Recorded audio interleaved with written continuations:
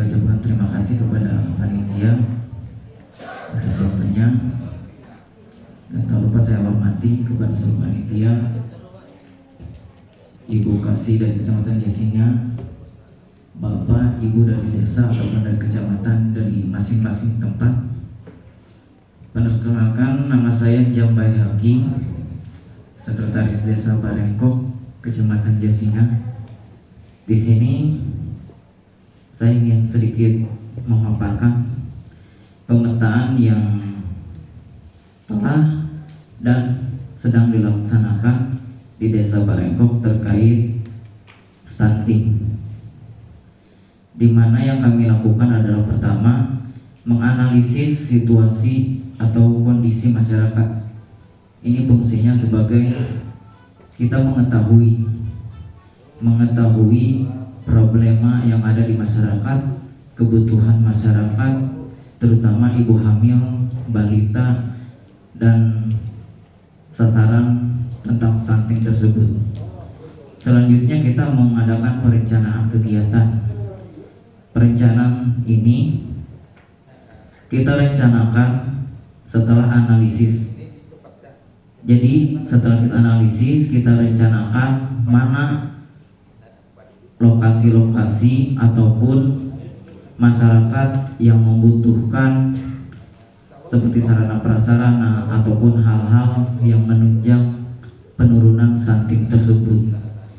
Setelah itu kita rembukan melalui rembuk stunting di tingkat desa dengan mencatat ataupun menganalisis skala prioritas. Skala prioritas tersendiri mana yang harus diutamakan, apakah kita menyiapkan sarana prasarana dulu atau mungkin makanan penunjang gizi untuk ibu hamil ataupun untuk balita yang ada di wilayah Desa Barengkok. Setelah itu kita ditetapkan baik melalui Perdes ataupun Perkades untuk sebagai dasar hukum bahwa di desa tersebut kan kalau misalkan kita mengambil keputusan itu sudah pasti harus punya dasar hukum, dan dari pusat pun sudah ada dasar hukumnya ya Bu. Dari pusat, provinsi, kabupaten, dan desa pun harus punya dasar hukum terkait stunting tersebut. Itu untuk pengamanan ataupun dasar kuat buat kader posyandu, KPMD, dan rekan-rekan yang lain yang bersinergi untuk penurunan stunting tersebut. Setelah itu kita mengadakan pembinaan kadar pembangunan manusia, karena kadar pembangunan manusia ini penting juga di desa untuk bersinergi bersama kader posyandu, baik untuk pemetaan ataupun skala prioritas yang dibutuhkan masyarakat. Karena di setiap dusun, RW ataupun RT pasti kebutuhannya berbeda. Nah, di sini kader posyandu bersama KPMD itu harus bersinergi, bekerja bersama-sama untuk mengetahui skala prioritas tersebut apa dulu, terutama sarana prasarana ya. Itu sangat penting karena kalau tidak ada sarana prasarana, menimbang pun sulit. Contoh kita mengadakan timbangan ataupun yang lain-lain. Selanjutnya kita mengadakan pendataan ibu hamil dan balita. Itu dilakukan setiap bulan, setiap posyandu. Kalau di desa saya sendiri untuk pendataan mungkin per posyandu itu 1 bulan sekali. Gitu ya.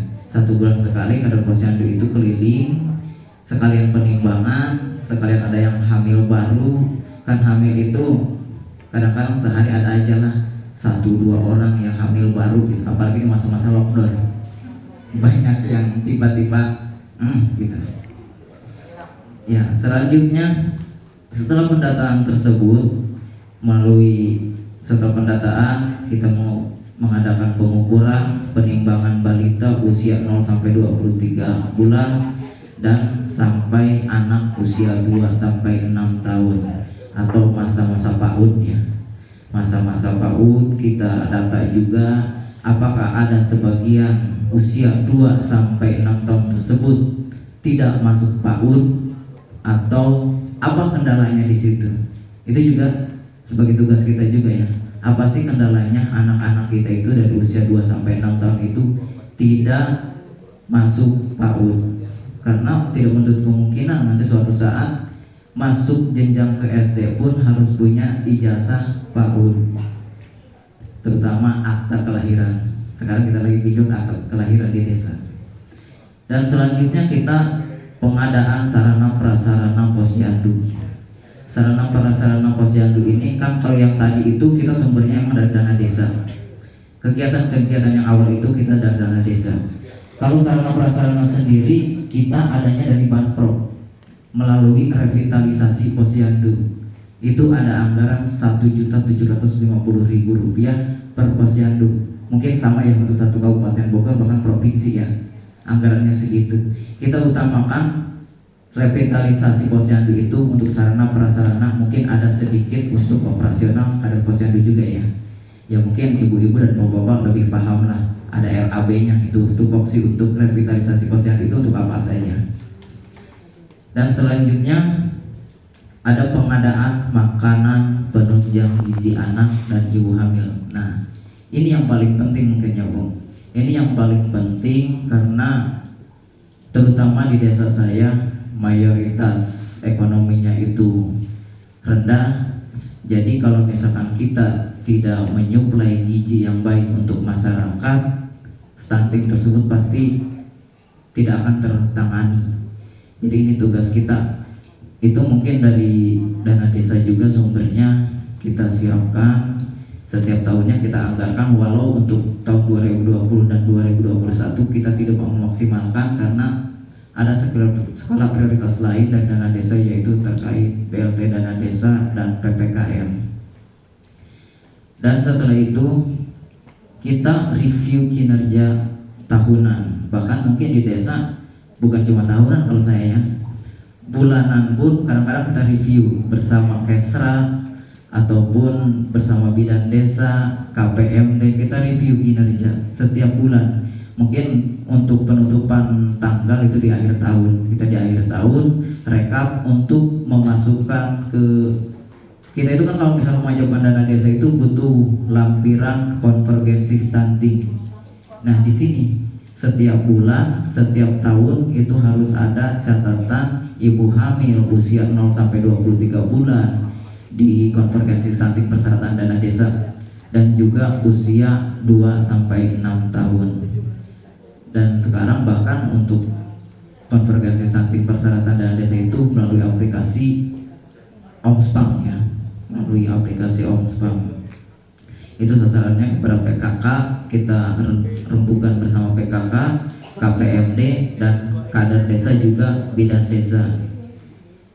Nah mungkin itu sedikit pemetaan dari Desa Barengkok masalah penanganan stunting tahun 2021. Dan di sini juga ada rencana kegiatan kecamatan dan desa lokus untuk Desa Barengkok. Di sini permasalahannya mungkin sudah disampaikan tadi oleh Bu Kasih, yaitu kesadaran masyarakat terkait kesehatan, terutama tentang stunting.